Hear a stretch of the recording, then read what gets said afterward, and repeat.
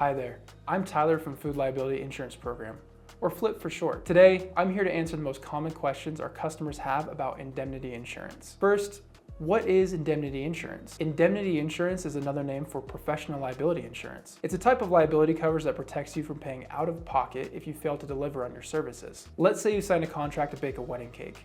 A family emergency comes up and you can't have the cake ready in time.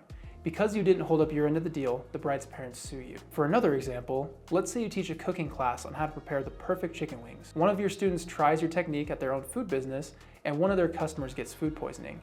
Your student sues you for giving poor instructions and harming their business. In each of these examples, your indemnity insurance can cover your legal fees and any judgments. Any business that provides a service needs to have indemnity insurance. One unsatisfied customer can result in some big expenses, but the right coverage can keep you from paying thousands of dollars out of pocket. FLIP's general liability policy with professional liability coverage starts at just $36.34 a month. You can add professional liability at checkout or anytime you want via the online dashboard. Are you ready to protect your food business? Head over to flipprogram.com to get your instant quote and get covered in 10 minutes or less.